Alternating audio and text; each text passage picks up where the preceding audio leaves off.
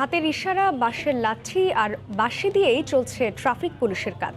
এতে বাড়ছে যানজট, ঘটছে দুর্ঘটনা। মুখ থুবড়ে পড়েছে ঢাকার যানজট নিরসনে ২ সিটি কর্পোরেশনের নেয়া স্বয়ংক্রিয় সিগন্যাল বাতি প্রকল্প। ১১০টি সিগন্যাল পয়েন্টে প্রায় ৩,০০০ স্বয়ংক্রিয় রঙিন বাতি পুরোপুরি বিকল। যোগাযোগ বিশেষজ্ঞরা বলছেন, কোনো পরিকল্পনা ছাড়াই নেওয়া হয়েছিল প্রকল্প। নাজমুস সালেহীর রিপোর্ট।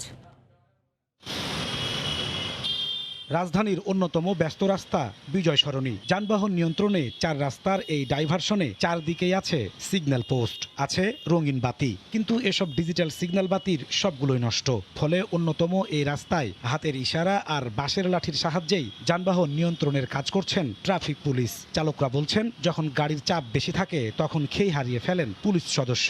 অনেক সময় ভুল সিগন্যালে তৈরি হয় তীব্র যানজট। সিগন্যাল জলে দেখেন ওদিকে যাওয়ার জন্য ধরে আছে লাঠি। এখানে দেখা গেছে একটা সিগন্যাল অনেক সময় দিয়ে রাখে আর একটা সারে কম। অথচ ঢাকার যানজট নিরসনে ২০১২ সাল থেকে ১৯ সাল পর্যন্ত ৩ ধাপে ১১০টি পয়েন্টে ২৪ কোটি টাকা খরচ করে বসানো হয় প্রায় ৩,০০০ স্বয়ংক্রিয় রঙিন বাতি, যার প্রায় সবগুলো এখন মৃত। ট্রাফিক পুলিশ সদস্যরা বলছেন, ম্যানুয়াল পদ্ধতিতে দায়িত্ব পালন করতে গিয়ে প্রায় দুর্ঘটনার শিকার হচ্ছেন তারা। আমি হাত দেখাচ্ছি, তারপরে হাতের নিচ দিয়ে বের হয়ে যাচ্ছে। ইঞ্জিনের সামনে যে দাঁড়াইতে হয় পুরাই ঝুঁকিপূর্ণ। আমাদের অনেকে আহত হয়েছে। যোগাযোগ বিশেষজ্ঞরা বলছেন, ট্রাফিক ব্যবস্থাপনার কারিগরি প্রস্তুতি ছাড়াই নেওয়া হয় স্বয়ংক্রিয় সিগন্যাল বাতি প্রকল্প। সিগন্যাল রিলেটেড প্রজেক্টগুলি নেওয়ার পূর্ব শর্ত দেখেনি এবং নেওয়ার পর এগুলিকে চালু করবে, কে এগুলিকে প্রতিদিন মেনটেন করবে, ডিজাইন করবে, সেই লোকগুলিও সংস্থান না রেখে জাস্ট প্রজেক্ট নেওয়ার জন্য প্রজেক্ট করেছি। সিগন্যাল বাতিগুলো কারিগরিভাবে পরিচালনার দায়িত্ব ট্রাফিক পুলিশকে দিয়ে একটি সমন্বিত ব্যবস্থা গড়ে তুলতে ২ সিটি কর্পোরেশন সম্মত হয়েছে। যুগোপযোগী ট্রাফিক সিগন্যালিং ব্যবস্থা গড়ে তোলার লক্ষ্যে উভয় সিটি কর্পোরেশনের পক্ষ থেকে পুলিশ বিভাগের সাথে সমন্বয় করে তাদের যতটুকু নিয়ন্ত্রণ পুলিশ বিভাগের হাতে থাকা দরকার ঠিক ততটুকু তাদেরকে দেওয়া হবে। তবে এর সুফল পেতে কতদিন অপেক্ষা করতে হবে তার সুনির্দিষ্ট কোনো ইঙ্গিত মেলেনি। মৃত এই লাইটগুলোকে সচল করার উদ্যোগ না নিয়ে আরও একটি আধুনিক প্রযুক্তির প্রকল্প নেওয়া হয়েছে, যার নাম দেওয়া হয়েছে ইন্টেলিজেন্স সিগন্যাল, যার খরচ ধরা হয়েছে এই প্রকল্পের থেকেও আরও ৩০ থেকে ৪০ গুণ বেশি। নাজমুস সালেহী, সময় সংবাদ, ঢাকা। বিশ্বব্যাপী সবার জন্য করোনা টিকা নিশ্চিত করতে এই পণ্যটিকে বৈশ্বিক সামগ্রী ঘোষণার দাবি জানিয়ে প্রধানমন্ত্রী শেখ হাসিনা বলেছেন, ২০২২ সালের আগস্টের মধ্যে ৮০% মানুষকে টিকা দেওয়ার পরিকল্পনা রয়েছে বাংলাদেশের। বুধবার নিউ ইয়র্কে মার্কিন প্রেসিডেন্ট জো বাইডেনের আমন্ত্রণে হোয়াইট হাউস গ্লোবাল কোভিড-১৯ শীর্ষক ভার্চুয়াল সম্মেলনে একথা বলেন তিনি। এছাড়া রোহিঙ্গা বিষয়ক উচ্চ পর্যায়ের ভার্চুয়াল বৈঠকে সরকার প্রধান বলেন, দ্রুত প্রত্যাবাসন শুরু না করলে নিরাপত্তা ঝুঁকিতে পড়বে পুরো অঞ্চল। নিউ ইয়র্ক থেকে হাসানুজ্জামান সাকির রিপোর্ট। করোনা সংকটে নাকাল গোটা বিশ্ব। ভ্যাকসিনেশন কার্যক্রমে পরিস্থিতি যখন কিছুটা স্বাভাবিক, তখন নিউ ইয়র্কে বসেছে জাতিসংঘ সাধারণ পরিষদের ৭৬তম অধিবেশন। মূল আয়োজনের ফাঁকে বুধবার স্থানীয় সময় বেলা ১১টায় মার্কিন প্রেসিডেন্ট জো বাইডেনের আমন্ত্রণে আয়োজিত হয় হোয়াইট হাউস গ্লোবাল কোভিড-১৯ শীর্ষক ভার্চুয়াল সম্মেলন। বিশ্ব নেতাদের মহামারী অবসানে ঐক্যবদ্ধভাবে এগিয়ে আসার আহ্বান জানান মার্কিন প্রেসিডেন্ট। উচ্চ পর্যায়ের এই অনলাইন বৈঠকে যোগ দেন প্রধানমন্ত্রী শেখ হাসিনাও। ধারণকৃত ভিডিও বার্তায় নিজের বক্তব্য উপস্থাপন করেন তিনি। বলেন, মানুষের জীবিকা ও জীবন বাঁচিয়ে অর্থনৈতিক গতিশীলতা ফিরিয়ে আনতে কাজ করছে তার সরকার। We are planning to vaccinate 20 million people per month until 80% of our population is vaccinated by August 2022. For effective global vaccination, COVID-19 vaccines need to be declared as global public good. এ সময় ভ্যাকসিনকে বৈশ্বিক পণ্য ঘোষণার দাবি জানিয়ে তিনি বলেন, উন্নয়নশীল ও স্বল্পোন্নত দেশগুলোকে টিকা উৎপাদনের সুযোগ দিতে হবে। To guarantee universal access, local production of vaccines by developing countries and LDCs that have the capacity must be allowed. পরে রোহিঙ্গা সংক্রান্ত উচ্চ পর্যায়ের ভার্চুয়াল বৈঠকেও যোগ দেন প্রধানমন্ত্রী। তিনি বলেন, প্রত্যাবাসনের সব চেষ্টার পরও সাড়া দেয়নি Myanmar. My government has maintained bilateral engagements with Myanmar. Sadly, our efforts uprooted Myanmar nationals. Returning home to Myanmar has not generated any tangible outcome yet. Till today, not a single one of them could go back to their homeland. মিয়ানমারের বর্তমান সামরিক পরিস্থিতি প্রত্যাবাসন ইস্যুতে অনিশ্চয়তা সৃষ্টি করেছে জানিয়ে তিনি বলেন, জাতিসংঘ সহ বিশ্ব সম্প্রদায়ের সত্যিকারের উদ্যোগ প্রয়োজন। Delaying this crucial problem jeopardizes our collective security. This could potentially destabilize the entire region. Gambia, Indonesia, যুক্তরাজ্য, সৌদি আরব, তুরস্ক, ইউরোপীয় ইউনিয়ন সহ ওআইসির প্রতিনিধিরা প্রত্যাবাসন ইস্যুতে বাংলাদেশের পাশে থাকার কথা তুলে ধরেন বৈঠকে। করোনা নিয়ে হোয়াইট হাউসের আয়োজনে গ্লোবাল সামিটে প্রধানমন্ত্রী শেখ হাসিনা ও মার্কিন প্রেসিডেন্ট জো বাইডেন ছাড়াও আরও 18টি দেশের রাষ্ট্র ও সরকার প্রধানরা উপস্থিত ছিলেন। অপরদিকে রোহিঙ্গা সংকটের স্থায়ী সমাধানের জন্য বাংলাদেশ, চীন ও রাশিয়ার সহায়তা চেয়েছে বলে বৈঠক শেষে জানিয়েছেন পররাষ্ট্রমন্ত্রী। হাসানুজ্জামান সাকি, সময় সংবাদ। প্রধানমন্ত্রী শেখ হাসিনার আবাসস্থল লোটে palace hotel, Manhattan, new York.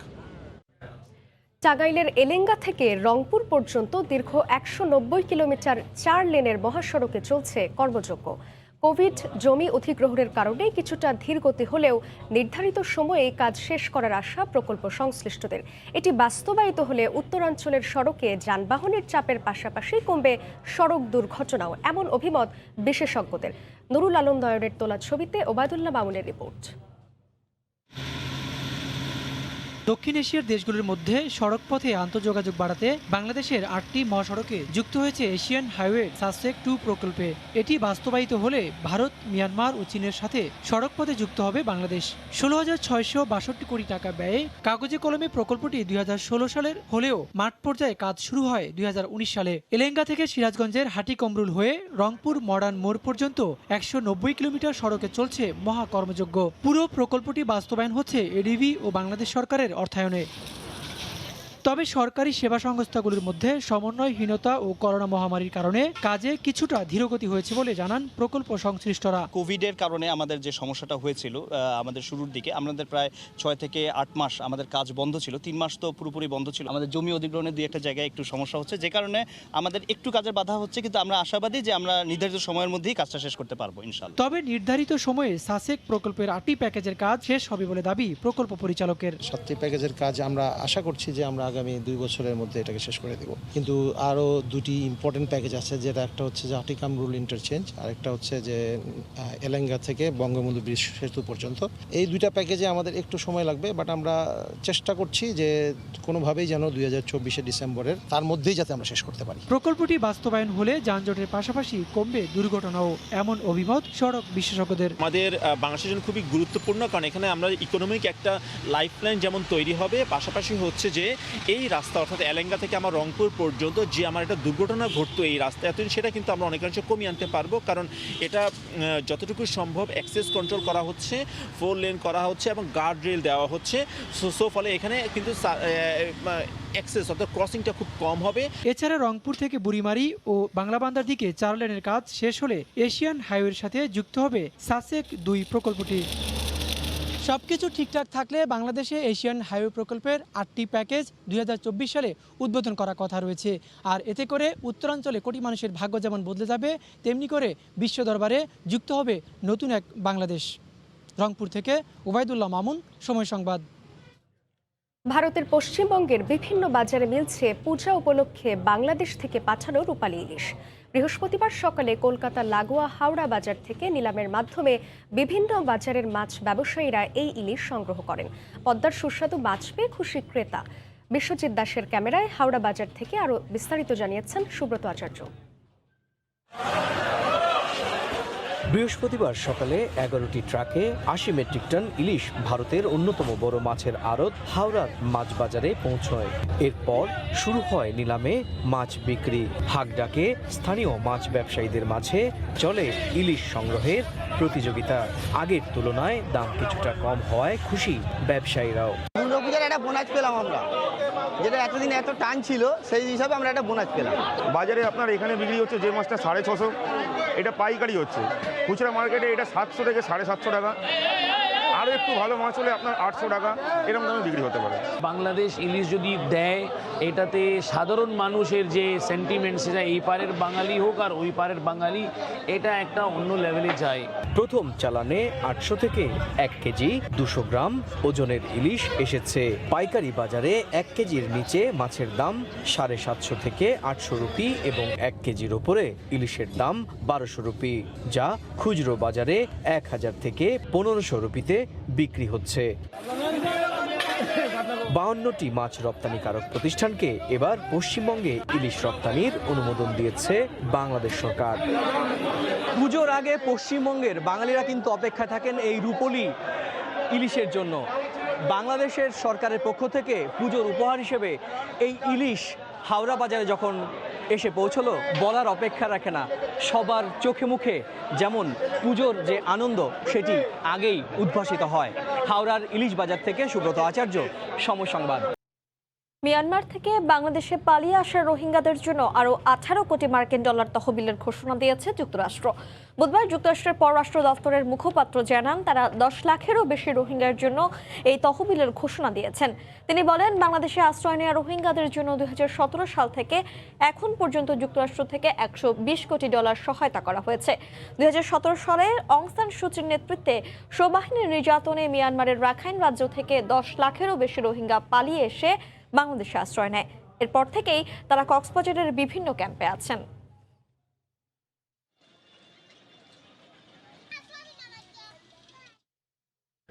জাতিসংঘ সাধারণ পরিষদের অধিবেশনের দ্বিতীয় দিনেও গুরুত্ব পেয়েছে জলবায়ু ইস্যু। পাশাপাশি এদিন বর্ণবাদ ইস্যুতেও কথা বলেন বিভিন্ন দেশের সরকার ও রাষ্ট্রপ্রধানরা। জলবায়ু পরিবর্তনের প্রভাব ঠেকাতে মানবজাতিকে এখনই জেগে উঠতে হবে মন্তব্য করেন ব্রিটিশ প্রধানমন্ত্রী বরিস জনসন। অন্যদিকে বর্ণবাদ ঠেকাতে বিশ্ব সম্প্রদায়কে ঐক্যবদ্ধ হওয়ার আহ্বান জানিয়েছেন জাতিসংঘ মহাসচিব আন্তোনিও গুতেরেস। আর ভিডিও বার্তায় চীনা প্রেসিডেন্ট শি জিনপিং বলেন, বর্ণবাদ রুখতে প্রয়োজন একটি সমন্বিত আইনগত কাঠামো প্রণয়ন। করোনা মহামারীর কারণে নানা ধরনের বিধিনিষেধের মধ্যে মঙ্গলবার শুরু হয় জাতিসংঘের সাধারণ পরিষদের 76তম অধিবেশন। প্রথম দিনের বিতর্কে বিভিন্ন দেশের সরকার ও রাষ্ট্রপ্রধানদের বক্তব্যে জলবায়ু ও করোনা ইস্যু প্রাধান্য পেলেও দ্বিতীয় দিনের আলোচনায় মুখ্য হয়ে ওঠে বর্ণবাদ ইস্যু। যদিও এদিনও জলবায়ু পরিবর্তনের প্রভাব নিয়ে সরব ছিলেন ব্রিটিশ প্রধানমন্ত্রী বরিস জনসন। বক্তব্যের শুরুতেই তিনি বলেন, জলবায়ু পরিবর্তনের মারাত্মক প্রভাব ও বিপর্যয় ঠেকাতে মানবজাতিকে এখনই জেগে উঠতে হবে। প্রতিটি রাষ্ট্রকে তার নিজ নিজ জায়গা থেকে কার্যকর ভূমিকা রাখার আহ্বানও জানান তিনি। 2030 সাল নাগাদ বায়ুমণ্ডলে কার্বন নিঃসরণের হার কমানোর যে লক্ষ্যমাত্রা নির্ধারণ করা হয়েছে, তা বাস্তবায়নে প্রতিটি রাষ্ট্রকে এগিয়ে আসতে হবে, কার্যকর পদক্ষেপ নিতে হবে। আমার বিশ্বাস, কয়লা, গাড়ি, অর্থ এবং বৃক্ষ, এই 4টি ক্ষেত্রে সমন্বয় করা গেলেই আমরা আমাদের লক্ষ্যে পৌঁছাতে সক্ষম হব। তবে জলবায়ুকে ছাপিয়ে অধিবেশনের দ্বিতীয় দিনে মুখ্য হয়ে ওঠে বর্ণবাদ ইস্যু। অধিবেশনের দ্বিতীয় দিনের বক্তব্যে জাতিসংঘ মহাসচিব আন্তোনিও গুতেরেস বর্ণবাদ ঠেকাতে আন্তর্জাতিক সম্প্রদায়কে ঐক্যবদ্ধ হওয়ার আহ্বান জানান। অন্যদিকে ভিডিও বার্তায় চীনা পররাষ্ট্রমন্ত্রী বর্ণবাদ নির্মূলে জোর দেন একটি আইনগত কাঠামো প্রণয়নের উপর। দক্ষিণ আফ্রিকার বর্ণবাদের বিরুদ্ধে যে ধরনের আন্দোলন হয়েছিল, সেরকম আরেকটি গণ আন্দোলন প্রয়োজন। আমরা এমন একটি সমাজ ব্যবস্থা চাই যেখানে প্রতিটি ধর্মের, প্রতিটি বর্ণের মানুষ সম্মানের সঙ্গে তার পরিচয় নিয়ে বেঁচে থাকতে পারবেন। এছাড়াও এদিন আঞ্চলিক নিরাপত্তা এবং পরমাণু ইস্যুতে কথা বলেন সৌদি আরব, ভেনেজুয়েলা, ইউক্রেন এবং আফ্রিকার বিভিন্ন দেশের সরকার ও রাষ্ট্রপ্রধানরা। অন্য কর্মকার, সময় সংবাদ। ই পাসপোর্ট চালু হলেও ভোগান্তি কমেনি চট্টগ্রামে।